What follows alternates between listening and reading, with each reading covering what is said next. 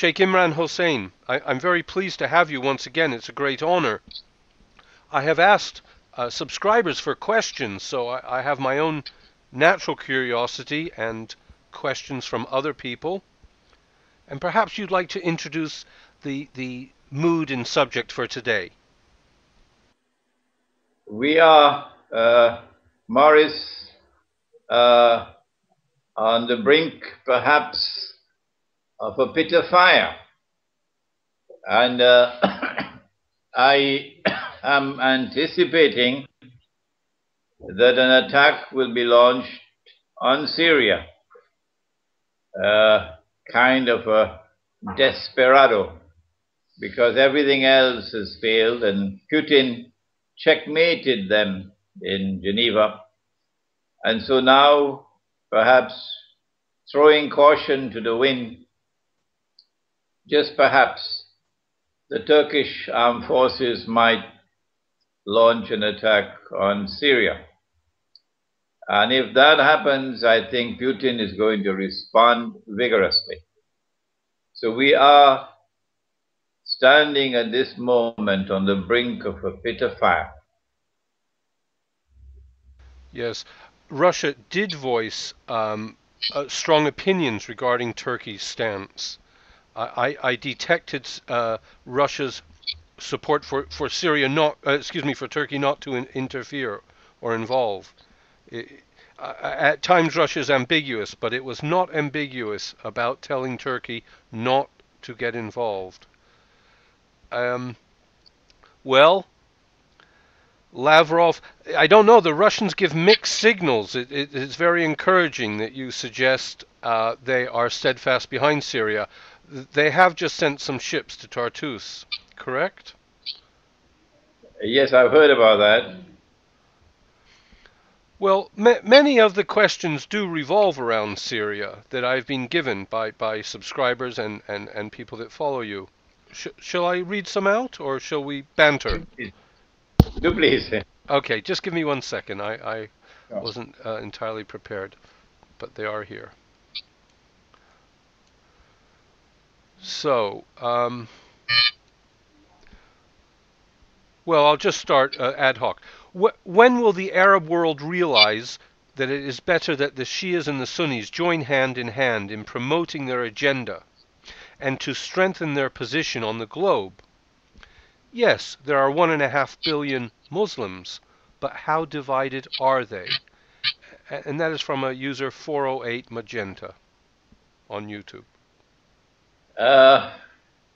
Bringing about Shia-Sunni solidarity to face a common threat is not too difficult a proposition, except that Saudi Arabia, true to form, from day one, emerged on the screen of history in a very mysterious way, and has consistently from day one functioned as a client of the Judeo-Christian Anglo-American Western Alliance.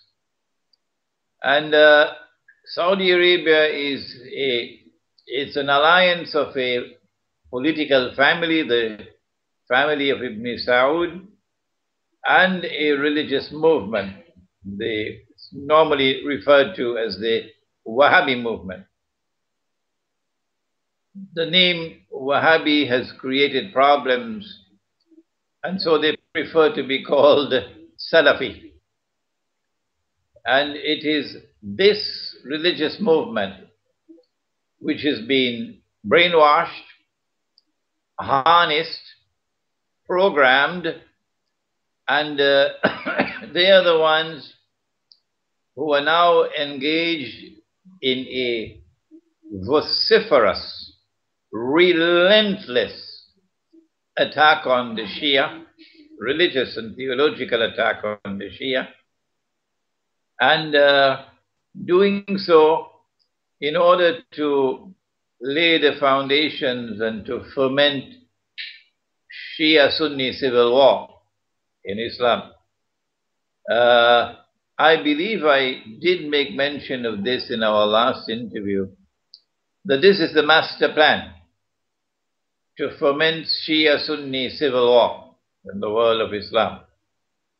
The fact that that civil war has not as yet broken out, it is something commendable that the rest of the world of Islam is not being seduced and not likely to be seduced.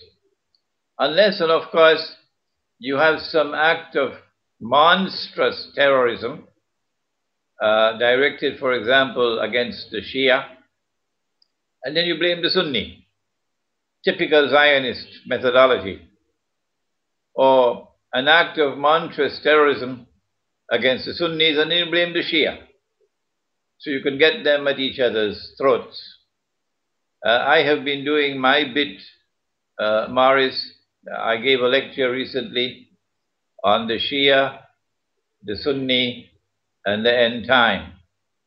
And in that lecture, I pleaded for us to recognize this master plan of seeking to foment Shia-Sunni civil war in the world of Islam, and that we should try to ensure that we do not fall into that trap. And most of my listening audience and viewing audience, fortunately, are in agreement with me. So I have not lost hope. I believe that there is hope that we can avert Sunni-Shia civil war in Islam. They have been successful in the sectarianism of everywhere, Iraq, now Syria. I mean, it is a tactic used. And you said Saudi from the day one, but I believe there was a King Fahd in the 1980s who was actually revered quite highly, and he was assassinated, yes? That's Faisal. Excuse me. Yeah, that was King Faisal. Yes, we hold him in high esteem because he broke ranks with his family. When Israel attacked in 1967, the surprise attack that took the Egyptian Air Force on the ground and destroyed it, Faisal, that war, of course, saw Egypt and Syria and Jordan defeated. Faisal quickly mended fences with Jamal Abdel Nasser. Remember they had a war, a proxy war in Yemen. Saudi Arabia was supporting one side of the war, and Egypt was supporting the other side. But Faisal moves quickly to mend fences with Nasser, and then to prepare the Arabs for the war of 1973. And in 1973, he was hoping, this was his prayer, that I want to pray in a free Jerusalem, because Israel took East Jerusalem in 1967. So this was a change on the part of the Saudi leadership when Faisal was able to mend fences and build a common block. And then in 1973, he went more than that. In 1973, he imposed the oil embargo on the United States. But Kissinger outwitted him. The price of oil rose about 400% as a consequence of that war.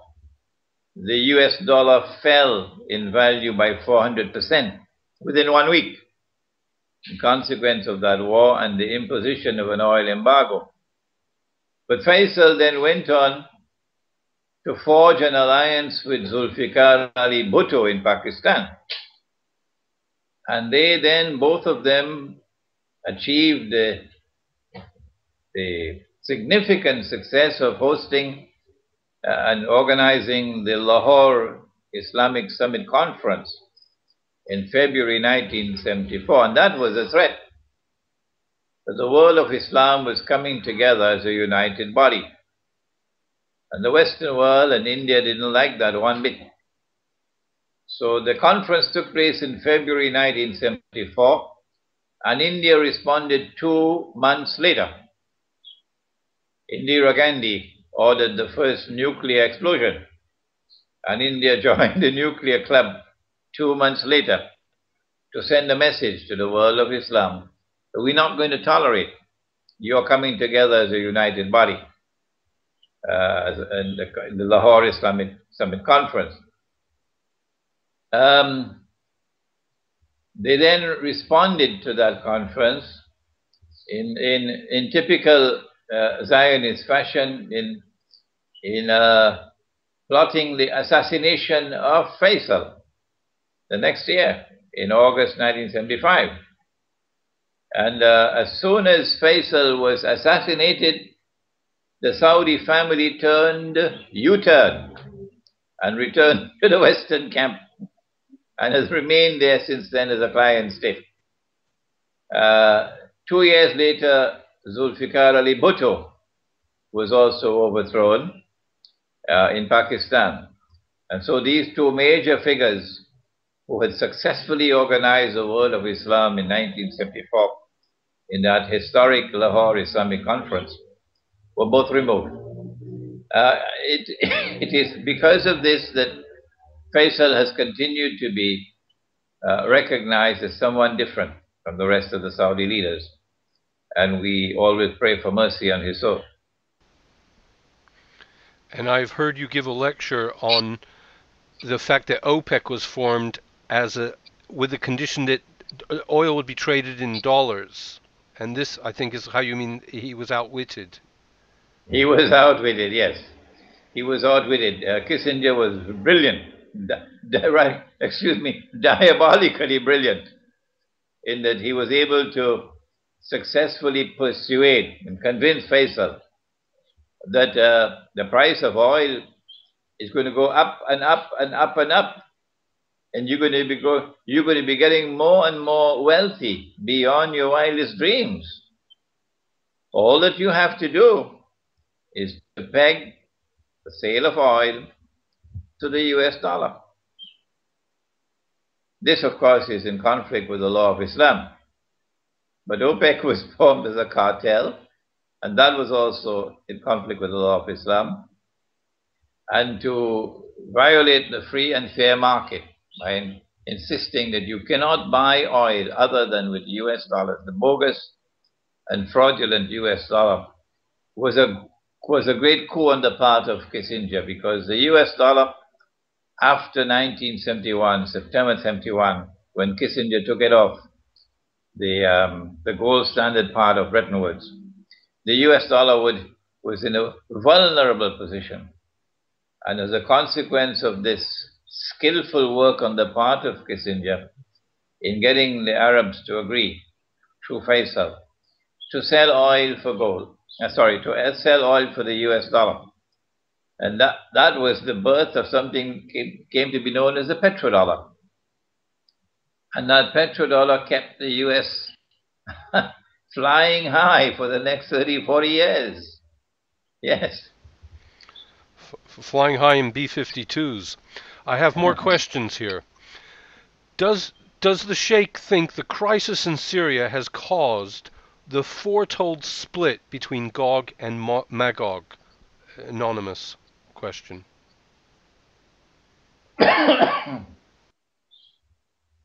It is clear that Gog and Magog are now moving in the direction of a head-on collision, which we anticipated. Gog being the Anglo-American Zionist alliance, which has NATO as its military arm, and Magog being Russia, but Russia is also Christian Russia. There are two Russias there. And that conflict between Gog and Magog which is most likely to be one of the use of nuclear weapons, appears to me to be now inevitable. Inevitable. It's just a matter of time. So yes, my answer is yes indeed. Gog and Magog are now moving towards a head-on collision. And it's the Syrian crisis that has speeded this up. Our eschatology, Islamic eschatology, places the area of Syria and Turkey as the most volatile region of the world and the one which is going to witness the Great War. Okay, I move on. This question is from a user Dinapoli123. It seems more and more clear that the Islamists, such as the Muslim Brotherhood and the NTC in Libya, the rebels in Syria, the Islamists in Pakistan, all are working together with the Zionists. It seems after every overthrow of these Arab regimes, the governments are more open to Western influence and to invite the capitalists into their country. No, I don't think that is entirely correct. The world of Islam is not homogeneous. I have identified one sectarian movement that used to be called the Wahhabis, who are being exploited and used by a Pied Piper. And that Pied Piper plays the tune and they dance to the tune because they are deficient in understanding. They do not understand that they're being taken for a ride. The reason why the Zionists want these so-called Islamic governments in power around Israel is because these so-called Islamic governments can then be manipulated by remote control to act in a way that will provide Israel with casus bellum. Israel wants to wage a big war which will decimate the Arab population around the Holy Land, bring about a substantial reduction in the population of the Arab world. But Israel does not want to wage that big war and appear as an aggressor. So she needs an excuse. And that excuse was manufactured and it is emerging. It began with the Arab Spring and then predictably with the emergence of so-called Islamic governments. But the stumbling block in the way is Syria. And if they do not succeed in Syria, their plans will go to naught, all fall down. So Syria is do or die for them. They cannot afford to fail. And this is why Hillary Clinton is now hysterical. That Russia and China will pay a horrible price. Reading between the lines, I believe it's a Turkish invasion of Syria that's coming, but I can be wrong.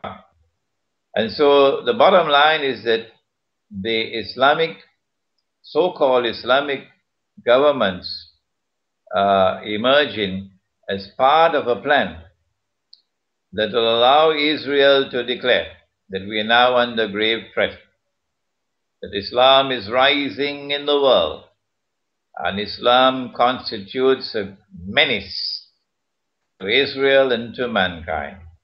And that seems to be the plan at work. But not all Muslims are like that. There are many, many Muslims who detest the Zionists and detest the Anglo-American oppression, its NATO oppression of mankind, and long for freedom. And likely to turn in a friendly way to Putin, to forge an alliance with Russia in order to confront a common enemy.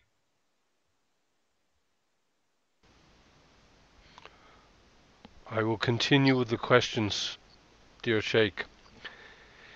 This is from Syrian Girl. She's well known on YouTube. Is there an end to the world? Is there an end of the world prophecy in Islam regarding Damascus? Yes, there is. Damascus occupies a very, very important position in Islamic eschatology. The Prophet, Allah's blessings be upon him, has prophesied a number of events which must occur before history can end. These events, which will occur in the end time, have as their most important of all events the return of the Son of Mary, Jesus, the Son of Mary, the true Messiah. And he's going to return not in downtown Chicago, but in Damascus. In Damascus.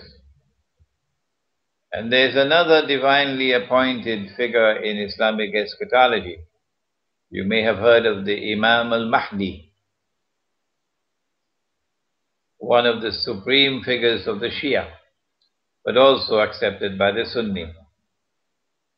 Imam al-Mahdi will be in Damascus when Jesus returns. He'll be in a masjid or a mosque. The prayer is about to take place. The Antichrist and the Israeli armed forces are outside. And then Jesus descends in the masjid. And the Imam recognizes him and says, "This is the Son of Mary." In much the same way that John the Baptist, standing in the river, when he saw Jesus, he said, "Here he is. This is the man you've been waiting for. This is the Messiah." And so history repeats itself.